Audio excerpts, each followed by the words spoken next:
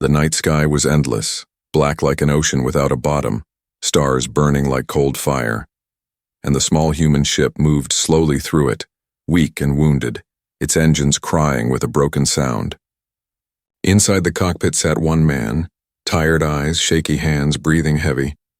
His name was Captain Daniel Cross, a pilot of the human fleet. But in this moment he was not a soldier, not an explorer, only a man fighting to stay alive. The alarms screamed, red lights flashing again and again. Daniel pressed buttons, tried codes, whispered to the machine like a prayer, but the ship did not listen. Smoke rose, sparks fell, and the walls shook as if angry. He checked the radar. No fleet, no allies, no signal. Only one planet ahead, dark and unknown, waiting like a silent mouth ready to swallow him. "Hold together just a little more," he muttered, but the ship broke apart piece by piece, metal groaning like dying bones. The planet's gravity pulled harder, and the sky outside turned from stars to fire. The ship fell, burning, breaking, falling faster and faster until the sound of the world swallowed everything. The crash was violent, loud like thunder tearing mountains. The ship tore through trees, smashed into stone, and came to rest in a broken valley filled with strange blue light. Daniel was thrown forward, his helmet cracking, blood running down his head, but he lived. The silence after the crash was heavy, thicker than smoke, broken only by the sound of sparks dying around him. He opened the hatch, forced his way outside. Cold air hit his face, sharper than ice. The sky above was strange. 2 moons, both cracked, both bleeding silver light. The forest around him was not a normal forest. Trees tall like towers, their leaves glowing faint green. Shadows moving even when the wind was still. The air smelled metallic like iron mixed with ash. Daniel looked back at his ship, half buried in stone, fire eating its sides. His radio was dead, his beacon broken, no way to call home. He touched his chest, felt the sharp pain of cracked ribs, but he stood. He had been trained to survive. He would not fall so soon. He walked slowly, every step heavy. The ground was soft, almost alive, pressing against his boots like flesh. The valley stretched wide, filled with ruins of stone buildings, broken statues with faces long forgotten, eyes carved to stare at the stars. He felt watched, not by animals, not by soldiers, but by the planet itself. The hunger in his stomach reminded him of his weakness. His food supply was small, maybe 2 days, his water filter broken. He knew he had to move, search, fight, or he would die here like the wreck. But then, as he took another step, he froze. A voice called his name. Not a sound from his radio, not a memory, but a real voice, soft, echoing across the valley. "Daniel!" He turned fast, eyes wide, heart hammering. No one was there. Only trees glowing, ruins silent, moons watching. He told himself it was his head, shock from the crash, blood loss, but then it came again, closer, sharper. Daniel. He raised a piece of broken metal like a weapon. He scanned the ruins. No movement, no figure, nothing to fight, but he felt it. Something was near, something that knew his name. The night deepened, and the shadows stretched long. He decided to return to the broken ship, use its shell for shelter until dawn, but the way back felt different. Paths shifting like a maze. The glowing leaves whispered when he passed, and the air grew heavier, pressing on his chest like hands. Inside the broken ship, Daniel closed the hatch and sat against the wall, holding his chest, listening. His breath was slow, his eyes tired, but he did not sleep. The voice outside did not return, but the silence was worse. Then he saw them, through the cracked window across the valley, 2 eyes glowing in the dark. Not animal eyes, not machine lights, but something else, golden and sharp, watching without blinking. Daniel's blood ran cold. He had fought in wars, faced machines and aliens, but this was different. These eyes did not belong to prey or predator. They belonged to something waiting. He whispered to himself, "I am not alone." The planet did not answer, but the eyes stayed, patient, calm, endless. And in that moment, Daniel knew his crash was not an accident, not a random fall from the sky. He had been pulled here, dragged into the hands of something greater, something that already knew his name. The night closed around him, and the eyes did not leave. The night was long, and Daniel did not sleep. The glowing eyes outside the ship window never moved, never blinked, only watched. Hours passed, but they did not fade. It was like the stars themselves had taken form and chosen him as their target. When the first pale light of dawn touched the broken valley, the eyes were gone. Daniel opened the hatch carefully, stepping out with slow breaths. The air was colder than before, sharp on his lungs. The forest stood silent, too silent like the world was holding its breath. He moved toward the ruins. His body ached, ribs bruised, head heavy, but curiosity pushed him forward. He needed to know if the eyes had been real or only a dream from blood loss. The statues looked different in daylight. Faces long and thin, not human, eyes carved wide and deep. Some were broken, heads fallen, arms shattered, yet he felt they were still watching him, stone or not. Daniel stopped near a tall arch, cracked but still standing. Strange symbols ran across it, glowing faint blue, alive though no wires or power hummed inside. He touched them and warmth spread through his hand like the stone was breathing. His heart raced. This planet was not dead. Something here still lived. Then he heard footsteps, not the small sound of animals. Heavy, slow, certain. Each step pressed into the earth like it belonged here more than he ever could. Daniel turned fast, metal shard ready in his hand like a blade. From the shadows of the arch, she appeared. Tall, taller than any human woman, skin pale with a faint shimmer as if touched by starlight, hair dark as night falling down her shoulders. Her eyes glowed faint gold, the same eyes he had seen in the darkness. But it was her face that froze him. It was almost human, yet not. Her cheekbones sharp, her mouth too wide, her ears long and pointed. Beautiful, terrifying, alien. Daniel stepped back. His breath caught. His weapon felt small, useless. The woman stopped a few steps away. She tilted her head, watching him the way a hunter watches prey, but also the way a mother might study a lost child. Then in perfect English, her voice soft yet commanding, she spoke. Daniel. His blood froze. The voice was the same one that had called him in the night. How do you know my name? He demanded, his voice rough. She did not blink. Because you were meant to come here.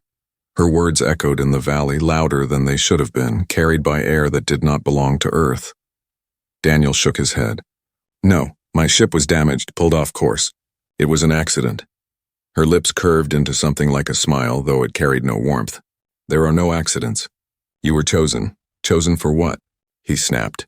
Her golden eyes glowed brighter, and for the first time Daniel noticed the ruins around them react. The blue markings on the arch pulsed stronger. The ground beneath his boots trembled faintly. It was as if the planet itself listened to her voice. You will learn, she said, stepping closer. But first you must accept you are not leaving. Daniel's chest tightened. Anger fought fear. He raised his shard, though his hand shook. Stay away from me. The woman's gaze lowered to the piece of metal. She did not laugh, did not even flinch. Instead, she lifted her hand. The air bent, soft wind swirling. The shard in his grip grew hot, so hot he dropped it with a curse. It fell into the dirt, glowing red for a moment before cooling. She looked at him again, calm, patient, as if nothing had happened. You cannot fight me, Daniel, not here. This is my world, and you are mine now. Her words cut deeper than the heat. His mind screamed to run, but his body stayed frozen. Why me? He asked, almost whispering. The woman tilted her head again, eyes narrowing. Because only you can give back what was stolen. Because you carry the seed of survival, and without you, my kind is gone forever. Daniel's breath caught. He did not understand, but the weight of her words felt heavy, like chains wrapping around him. She took another step, and the ruins glowed brighter, reacting to her presence. The air thickened, humming with strange energy. You do not know yet, she said, her voice softer now, almost sad. But soon you will. And when the time comes, you will not refuse me. Daniel forced himself to speak, anger returning. I don't care who you are. I will find a way off this planet. Her eyes did not waver. You cannot. No one leaves without my will, and I will not let you go. The silence between them stretched long. Daniel's heart pounded, sweat running down his face. The woman's golden eyes stayed locked on him, unblinking, eternal. Then, without warning, she turned and walked back into the shadows of the ruins. The glow faded with her, leaving the valley cold and empty once more. Daniel stood alone, chest heavy, legs weak. The question burned in his mind, who was she and what did she want from him? But deep inside, another truth grew like poison. She had said he was not leaving, and the way the planet itself obeyed her made him fear she was right. The ruins were silent again, but Daniel knew the encounter was only the beginning. Daniel spent the day exploring the valley, but his mind was not on food or water, not even on repair. His thoughts returned again and again to the woman with the golden eyes. He could still hear her voice inside his head, calm and sharp like a blade. You are mine now. He tried to tell himself it was madness, shock from the crash, maybe even a hallucination. But the scorched shard of metal in the dirt told him otherwise. She had been real, and her power was real. As the twin moons rose again, Daniel sat by the broken hull of his ship, sharpening another piece of metal into a blade. He muttered, "If she comes again, I'll be ready." But deep down, he knew he was not ready at all. The forest moved strangely at night. Leaves glowed brighter. Shadows walked like hunters. From somewhere in the ruins, a low hum drifted through the air, like the planet itself was breathing. Daniel felt watched, though he saw nothing. Then, without sound, she was there again. The alien woman stepped out of the dark, her tall form glowing faintly under the moons. Her golden eyes fixed on him. He gripped his blade tighter, but his hand shook. She spoke, her voice firm yet almost gentle. "You are wasting your strength, Daniel. No weapon will help you." Daniel stood, chest tight. "Stay away from me." She tilted her head, studying him. "I do not wish to harm you. I want something greater." Her words cut through him, sharp and cold. "What do you want?" he asked, his voice low. Her eyes glowed brighter. "A future," Daniel frowned. "Future? What does that mean?" She stepped closer, and the ruins behind her lit up in a slow pulse as if following her breath. "My people are gone," she said. "Once we ruled these skies. Once our cities reached the stars. But war burned it all. I am the last of them." Her voice did not break, but Daniel felt the weight of centuries in her tone. She looked at him as if he carried something she had lost long ago. "And what does that have to do with me?" Daniel asked, though fear already knotted in his stomach. Her answer came like a strike. "You will give me offspring. You will give me life again." Daniel froze. The words seemed unreal, but her golden eyes held no lie. He shook his head, anger flaring. "No, never. I'm not some tool for you. I am human." Her face hardened. "Human or not, you carry what is needed. Your kind is strong, your blood adaptable. You can survive where others fall. My people's seed is gone. Yours can bring it back." Daniel's fists tightened. "You think I'll just agree? You think I'll just help you like that?" The woman's gaze sharpened. "If you refuse, you will die here. This world is not kind to those without power. You cannot survive without me, and I will not let you leave." The ground trembled as if agreeing with her. The statue's eyes glowed faintly in the distance. Even the broken hull of Daniel's ship groaned, metal bending under unseen force. Daniel's anger turned to fear, but he forced his voice strong. "I'd rather die than be your prisoner." For a moment, silence. Her golden eyes softened, and a shadow of sorrow touched her face. "I do not want you as a prisoner. I want you as a partner. You are the last hope, Daniel. Without you, everything ends with me." Her words struck deeper than her threats. For the first time, he saw more than power in her eyes. He saw loneliness. Endless, crushing loneliness, but he shook his head. "You can't just demand this from me. That's not how humans live. That's not how we choose." Her voice grew sharper. "Choice? Do you think you still have choice? Your ship is dead. Your people cannot find you. This planet is your cage. Only through me will you live. Only through me will you matter." The ruins flared brighter, the glow reaching up toward the moons. Daniel felt the weight of her will pressing against him, heavy like chains. His blade slipped from his hand. She stepped closer, so close he could feel the heat from her strange skin. Her voice dropped to a whisper, soft but unyielding. "I will not force you tonight. But remember this, Daniel. The longer you resist, the closer death comes. And when it stands at your door, you will turn to me. You will beg for what I offer." Daniel's chest heaved. His mind screamed to fight, to run, to scream back. But his voice was gone. He could only watch as she turned and disappeared once again into the ruins. Her presence fading, but her words carved into him like stone. The night grew still, but Daniel's heart would not slow. He sank to the ground, head in his hands, whispering, "No, I won't, I can't." But the silence gave no answer. And as the moons hung high, Daniel realized the truth. She had demanded more than his life. She had demanded his future, and the worst part, the planet itself seemed ready to make sure he gave it. The days passed slowly, each one heavier than the last. Daniel tried to ignore the alien woman's words, but they echoed in his head with every breath. "You will give me life again. You cannot leave." He refused to believe her. He was human, a pilot, a survivor. He had faced battles, storms, enemies far stronger than him. He would not break here, not on this strange planet. So he began to fight back. The wreck of his ship was half dead, but not useless. Daniel searched through twisted panels and broken wires, pulling what he could save. His hands bled from sharp metal edges. His ribs ached with every move, but he kept working. He built a small transmitter from scraps, a weak beacon that might send a signal into the void. Even if the chance was 1 in a million, he had to try. At night, he heard her voice again, carried on the wind.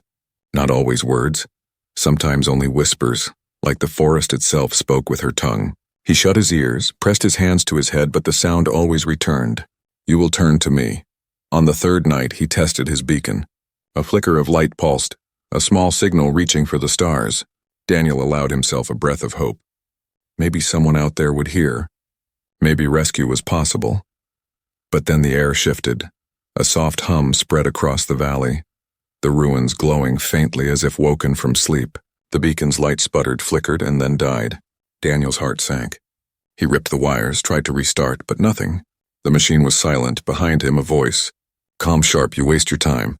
Daniel turned fast. She stood near the ruins, golden eyes bright, her tall form glowing under the moons. He clenched his fists, fury burning. "You destroyed it!" he shouted. She did not move. It would never have worked. "This world does not allow what I do not allow." Daniel's anger flared. "I don't care what you allow. I will find a way off this cursed planet. I won't give you what you want." Her eyes narrowed, and for the first time a shadow of anger touched her face. "You speak as if you have power. But look around you, human. This world obeys me. The storms, the earth, the air itself. You are a stranger here, fragile, breakable. Without me, you are nothing." Daniel's voice shook, but he did not back down. "Then I'll be nothing. I'll die before I give in to you."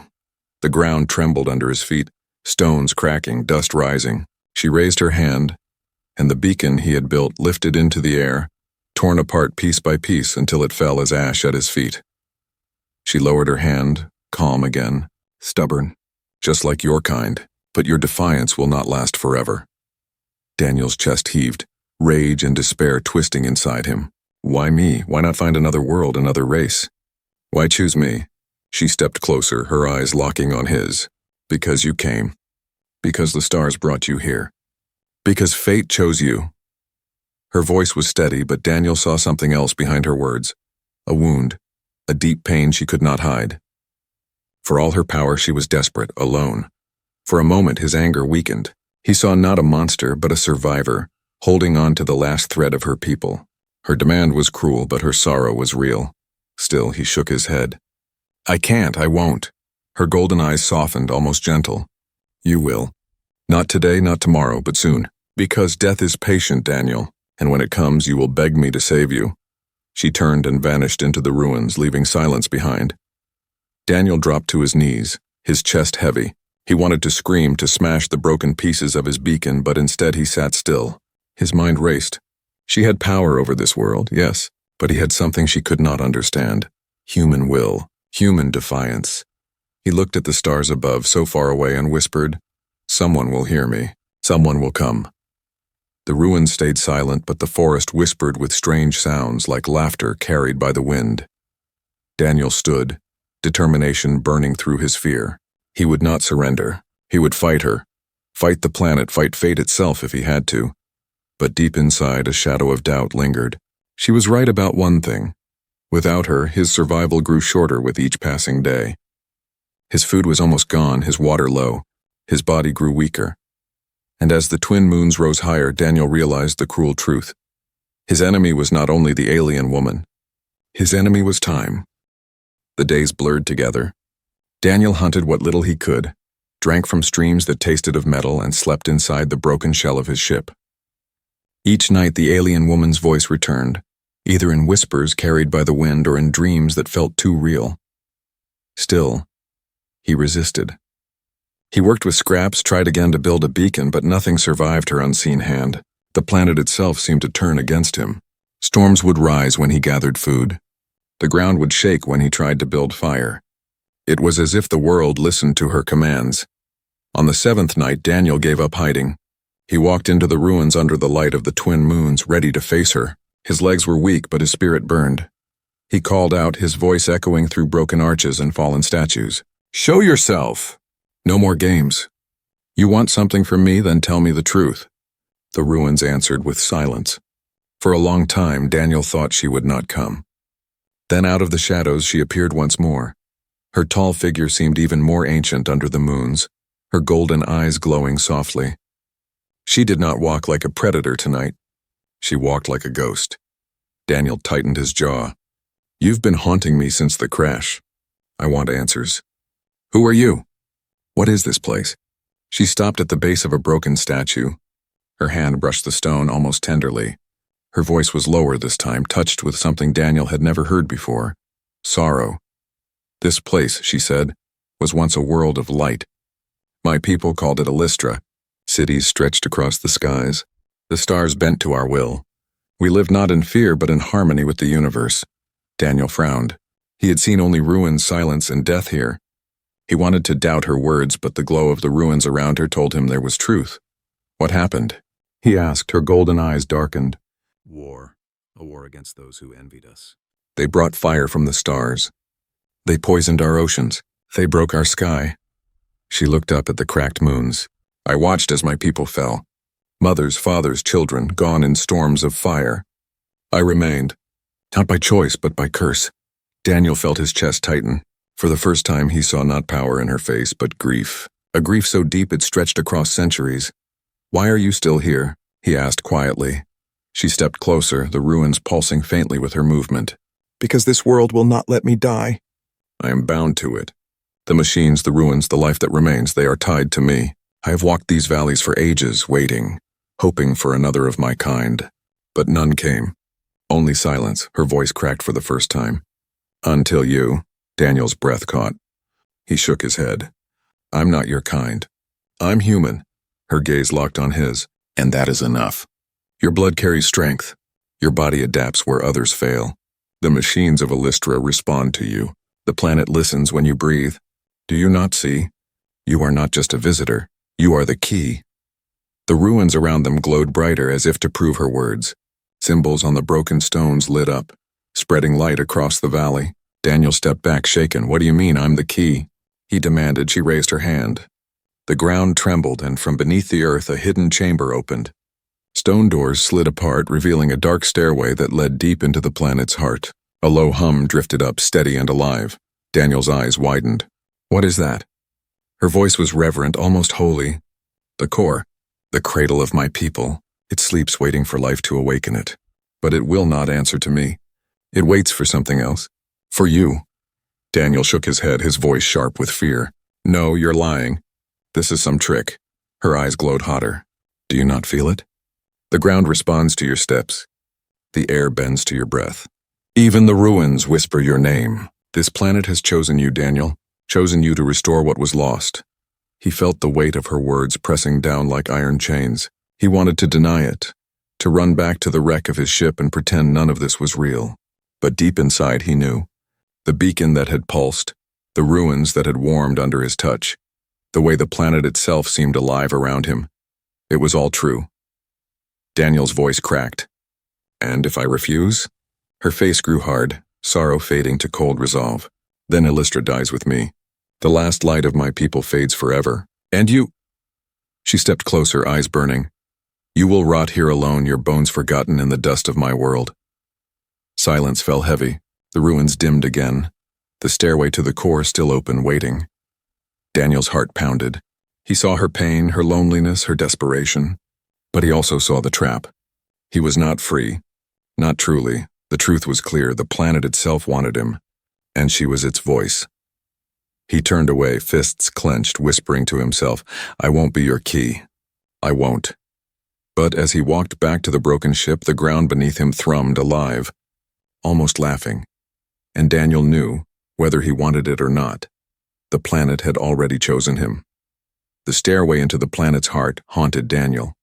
He could not forget the low hum, steady and alive like a heartbeat waiting to rise.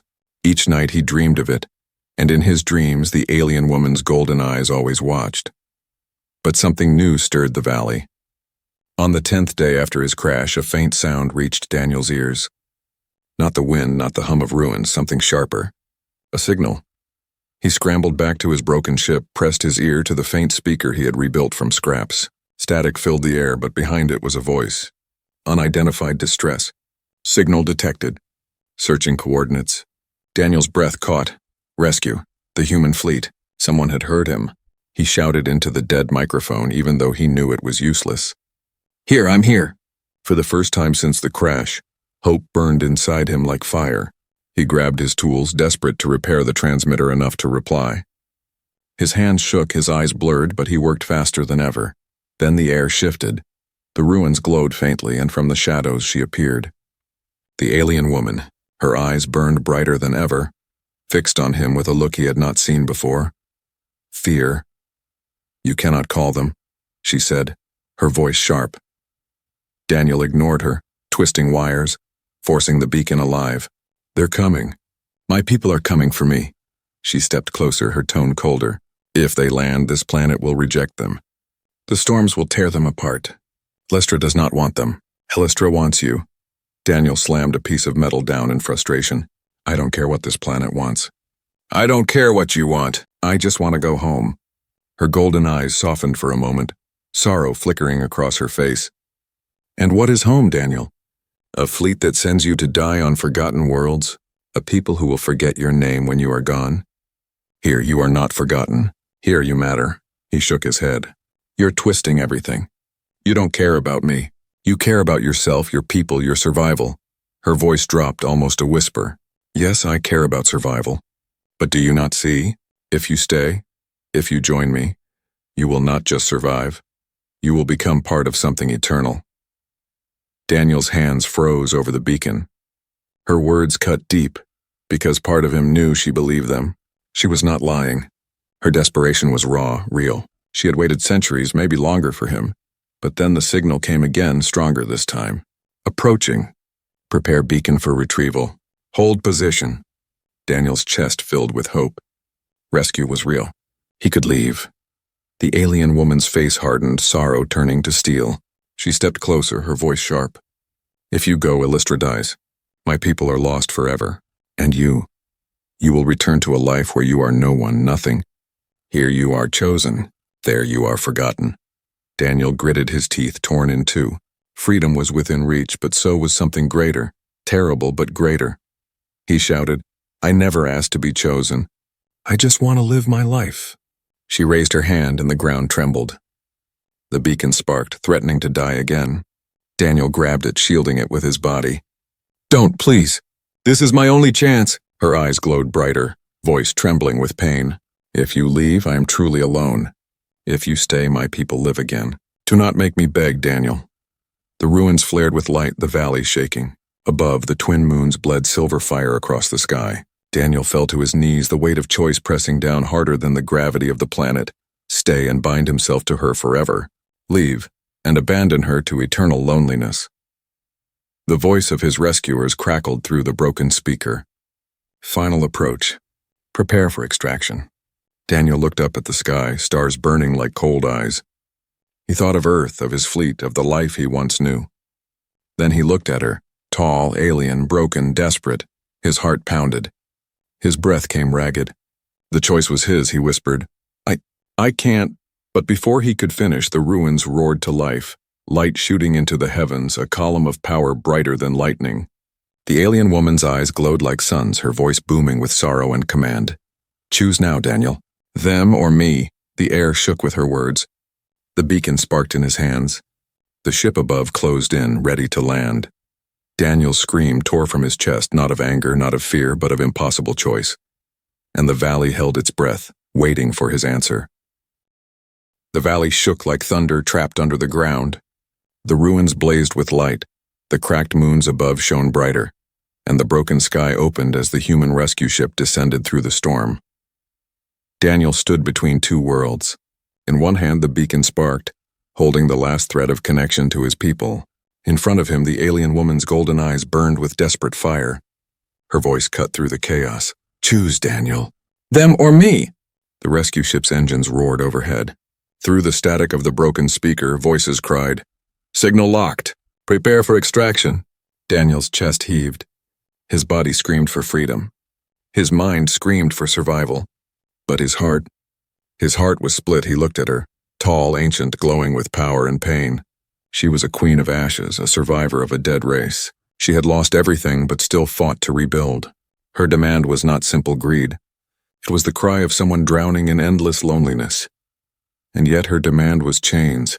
To stay meant to give up his life, his choice, his future. The ground trembled harder. Lightning tore the sky as if the planet itself demanded his answer. Daniel screamed back at her, his voice raw. "Why me? Why not let me go? Why trap me?" Her eyes softened for a moment.